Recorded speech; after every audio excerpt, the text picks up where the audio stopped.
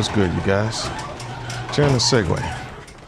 As we wait for Mother Nature to figure out what she want to do with us this season, because she's been kind of acting out. She's been giving us rain, she's been giving us snow, giving us a lot of wind. So we get closer to the nicer weather and we're trying to figure out, hey, I want to get me a new ride. I want to get something to ride around with. I want to be an outdoors person. I want to get some wind therapy. So you have a decision. Do you go with the Honda Navi? Or do you go with something like the Nami Burn E electric scooter? Pick a choice. What I like about the Nami is it's fast, it's portable, relatively speaking, okay? This thing being portable just means that I can fold it up, put it in the trunk of Rodney. I could actually put it in Stacy, probably only on the passenger seat. So there are some sort of limitations depending on the size of your vehicle. But 93 miles of range, my max range that I've ever gotten on this thing was 100 miles, where I was able to keep the cruise control. Yeah, it does have cruise control. Keep that around 14 miles per hour. And weather has to be decent as well. 69, between 69 and like 83, 84 degrees is optimum for electric batteries. For their performance, they won't deplete through their batteries, you know, as fast. I took this thing on a range test, and elevation changes were up to about 200 feet up or down, you know, and I got it to 99.8 miles before it died on me. It just completely died on me, and thought that was impressive. You know, if you're a commuter and you go to work every day and you're like, yeah, I just want something that, you know, maybe you got a little upfront money, because you're going to need upfront money with this thing. And you just want to buy something that's going to run and you're not really going to have to put no money into it. Speaking of running and commuting, this thing is water resistant.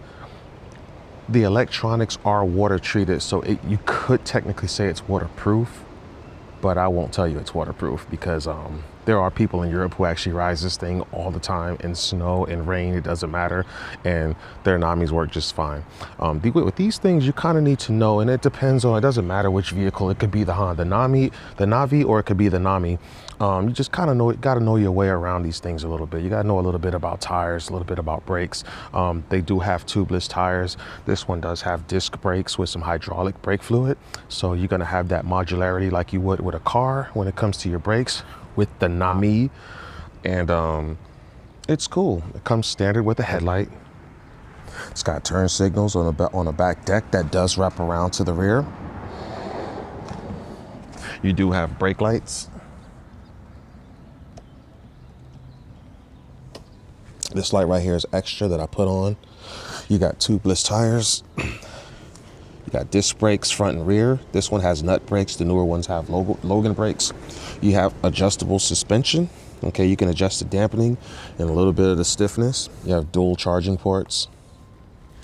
Comes with a dampener to allow high-speed stability when you're riding really fast. And this is the folding mechanism right here. So if you want to fold it, you can take this stem, fold it down towards the deck, put it in your vehicle. Up top here, you do have a nice little TFT sort of display here. I'm trying to get it so you guys can see it. Obviously your controls for your horn. Okay, you got left and right turn signals. Again, you turn your turn signals on, it will indicate that your turn signals are on. You could have them both on to make it look like a four-way, and your headlight button switch here, it'll indicate that your headlights are on and off. You have a lot of real estate for your handlebars. You can mount different things up here. If you want to mount GPSs, phone mounts, and all that kind of stuff, you can have at it. You have controls over here for cruise control, up and down. Once you have cruise control activated, you can go up or down on your cruise speed.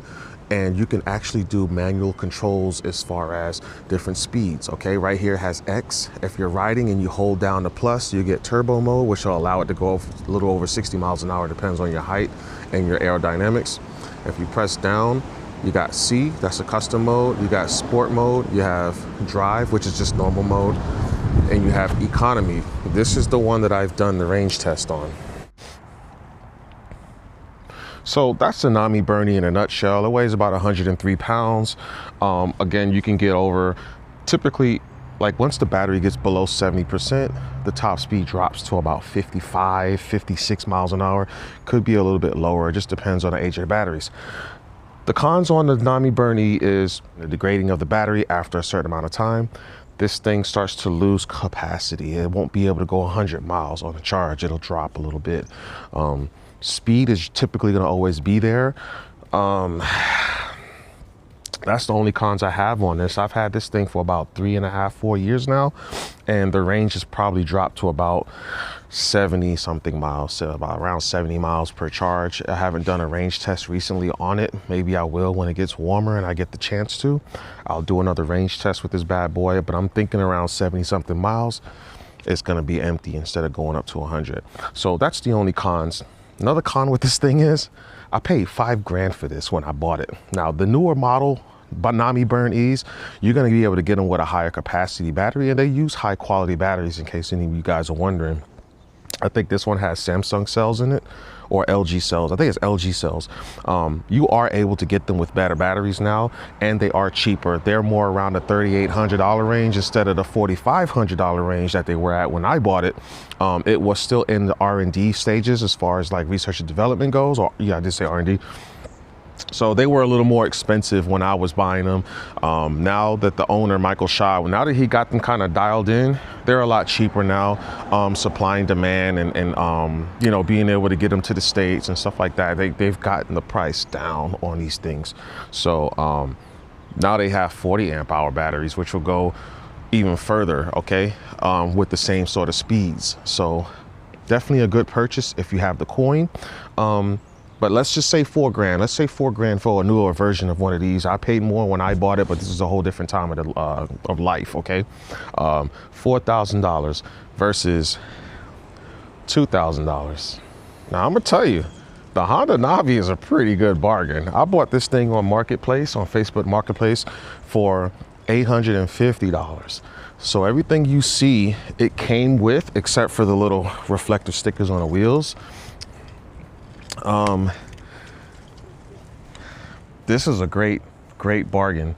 $850, it gets you roughly around 78 to 81 miles of range per tank. A tank of fuel on this thing is only 0.9 of a gallon, so it's not even a full gallon. If you squeeze it up to the top, you might get a gallon in there. If you guys can see this thing right here, this is a that is a, how much is that? Like a half a gallon fuel can. That is an actual approved fuel canister. So if you guys are wanting to go a little bit extra, that thing will give you at least 40 miles of range, 30 miles of range if you're going balls to the walls. It's pretty, come here, let me show you, let me bring you closer. So this thing doesn't come with everything you see in this video. I've added an LED bulb in here. I got a light bar going on, you know, turn it on. It's got both of them that turns on.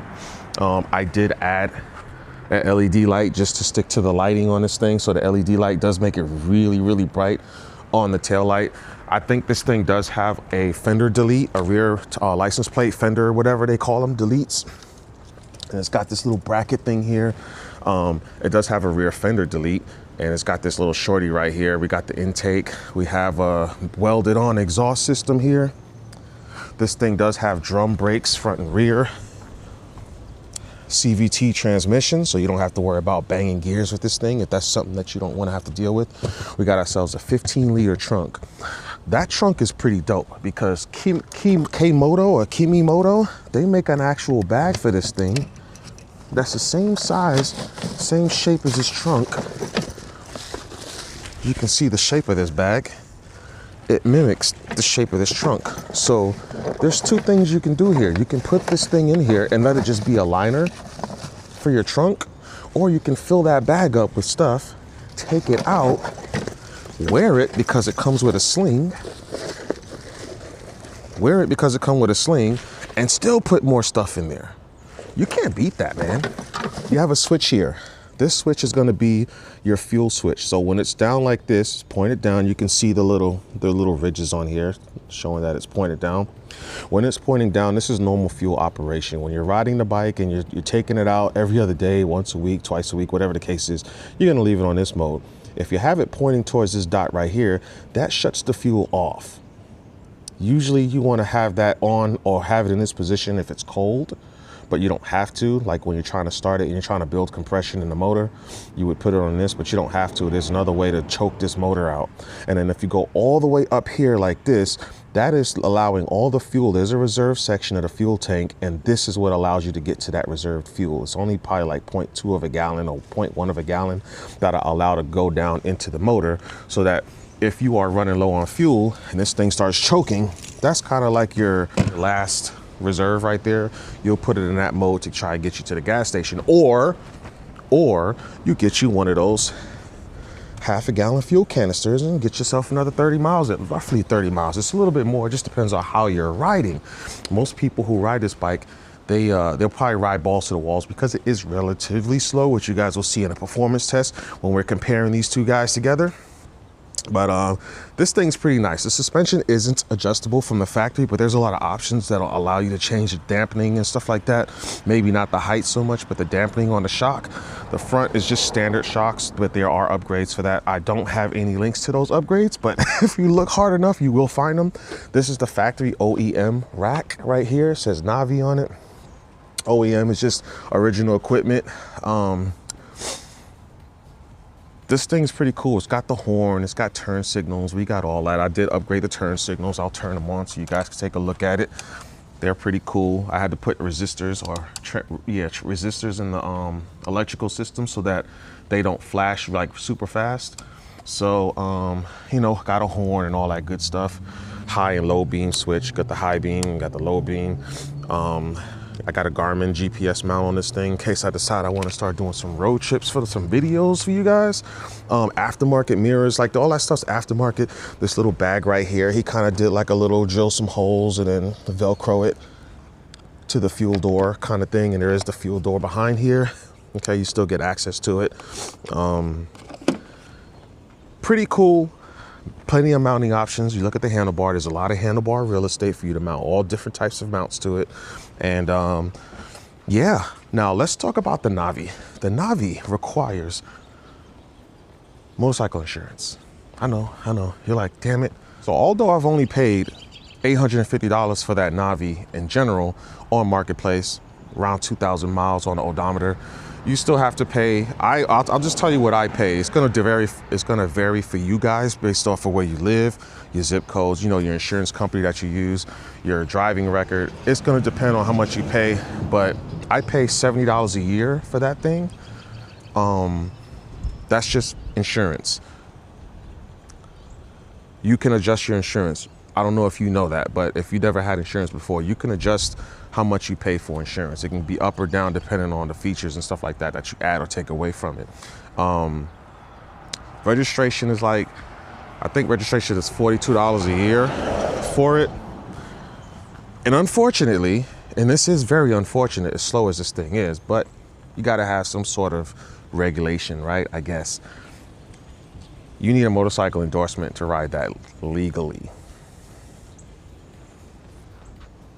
You don't need that for this guy. This guy is like, he's RTR all the time, ready to go, jump on, go. But the government is trying to impose laws and rules and regulations on these things to kind of limit what you can and cannot do with them, like speed restrictions. Okay, you might need to wear certain gear, which you kind of want to you kind of want to ride this with certain gear once you guys see the performance tests on these two things. And obviously the same thing with the Navi. You want to make sure you wear motorcycle gear if you're going to ride these things. But you do need a motorcycle endorsement. You need car insurance, motorcycle insurance, and you need to do registration. More than likely, every state in the U.S., as far as the U.S. goes, they want you to register these things because you need plates and stuff like that to ride them, because it's over 50 cc's, which is the minimum amount of cc's you can have. For anything over, you need to register it.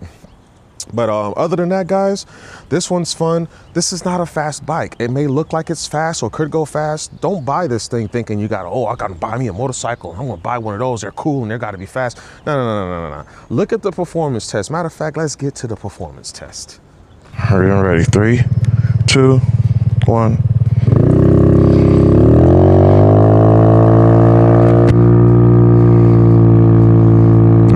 The Navi is fully warmed up.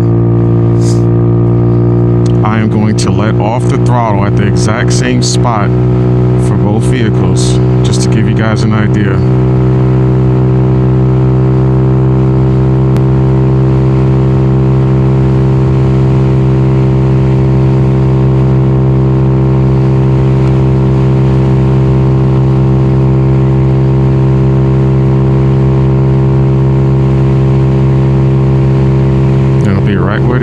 black and yellow.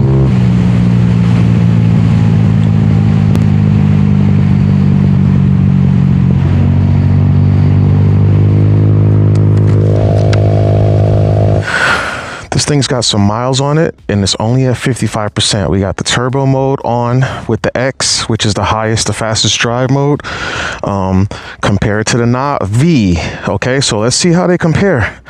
Acceleration for acceleration. Ready, set, go.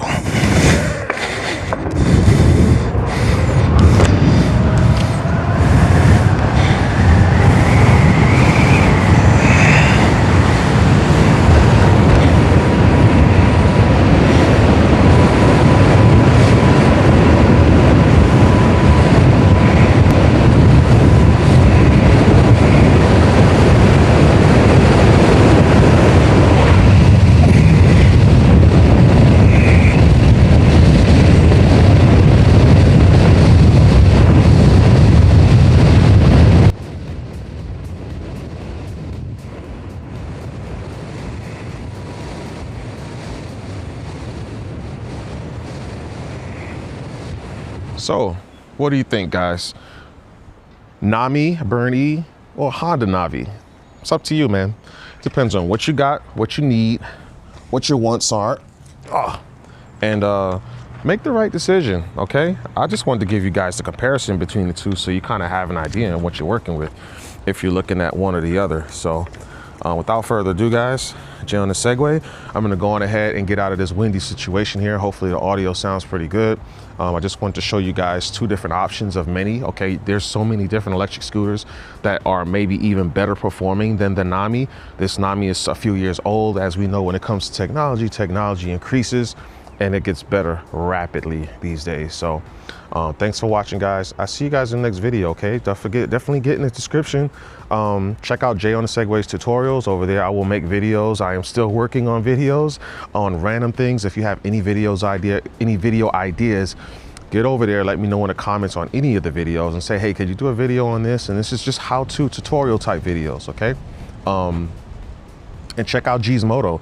All right, that's my biggest supporter, man. G's Moto, she be hitting me up. She's gonna be the one that you see, either her or Luis, commenting first on this video. Them two, those are the homies, man. So get over there, check out their channels. Definitely subscribe, show some love, okay? And show love on this video. Let me get a like button. Hit the like. All right, subscribe. Like I said, if you think you might want to stick around and see some more videos that I may have coming out in the future. So without further ado, guys, that's it. It's getting chilly out here. I'll see you on the next one. Peace.